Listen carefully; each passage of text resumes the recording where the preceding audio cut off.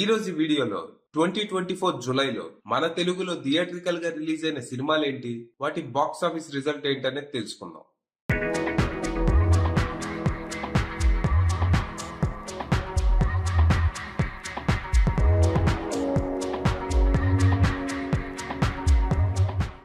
ఈ మంత్ లో కొత్త సినిమాలు, డబ్బింగ్ సినిమాలు, రీ రిలీజ్లు అన్ని కలుపుకొని 18 సినిమాలు రిలీజ్ అయ్యాయి.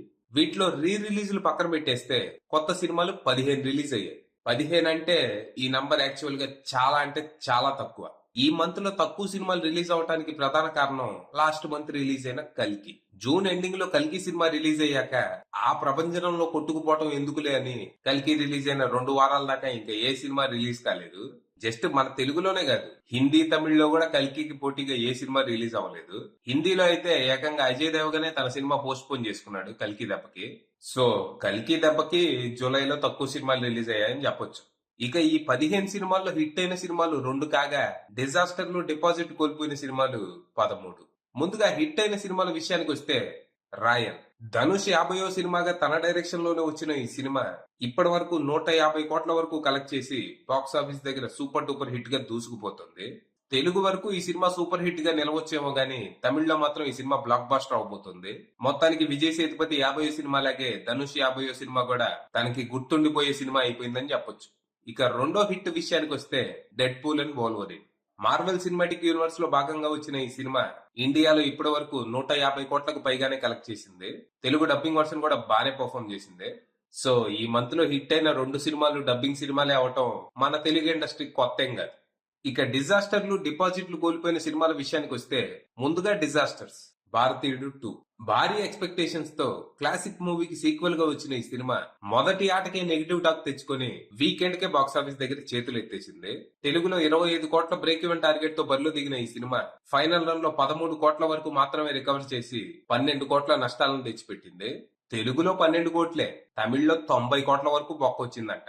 Next Darling. Priyadarshi, Nabha Natesh combination లో హిల్లేరియస్ కామెడీ ఎంటర్టైనర్ అంటూ ఆడియన్స్ ముందుకు వచ్చిన ఈ సినిమా మొదటి ఆటకి నెగిటివ్ టాక్ అందుకొని ఫస్ట్ డేనే బాక్స్ ఆఫీస్ దగ్గర చేతులు ఎత్తేసింది. దాంతో 4.5 కోట్ల బ్రేక్ ఈవెన్ టార్గెట్ తో బరిలో దిగిన ఈ సినిమా ఫైనల్ రన్ లో 1.5 కోట్ల కూడా రికవరీ చేయలేక మెగా డిజాస్టర్ గా మిగిలింది. ఇక డిపాజిట్ కోల్పోయిన సినిమాల విషయానికి వస్తే 14, despicable me 4 Telugu dubbing, Saranga Dariya, Peka Medalu, just a minute, the birthday boy, crime reel, operation Ravan, Purushothamudu, Ram NRI, గల్లీ, గ్యాంగ్స్టర్స్. ఇక రీ రిలీజ్ విషయానికి వస్తే భారతీయుడు 2 వస్తుందని భారతీయుడిని మళ్ళీ రీ రిలీజ్ చేశారు. అంటే ఈ సినిమాని లాస్ట్ మంత్ కూడా రీ రిలీజ్ చేశారు, మళ్ళీ ఇప్పుడు కూడా చేశారు. ఆడియన్స్ అప్పుడు పట్టించుకోలేదు, ఇప్పుడు పట్టించుకోలేదు. నెక్స్ట్ విక్రమార్కుడు. లిమిటెడ్ షోస్ తో ఏపీ, తెలంగాణలో రీ రిలీజ్ అయిన ఈ సినిమా బాక్స్ ఆఫీస్ దగ్గర మంచి రిజల్టే అందుకుంది. ఎంఎస్ ధోని.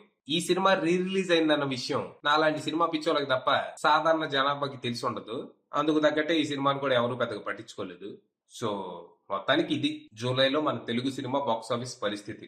ఈ మంత్ లో నాకు నచ్చిన సినిమాలు రాయన్, dead pool and Wolverine, డిస్పికబుల్ me 4 కాగా నన్ను బాగా ఇబ్బంది పెట్టిన సినిమా డార్లింగ్. లాస్ట్ లో నా వల్ల కాక పారిపోయి వచ్చేసే సినిమా నుంచి.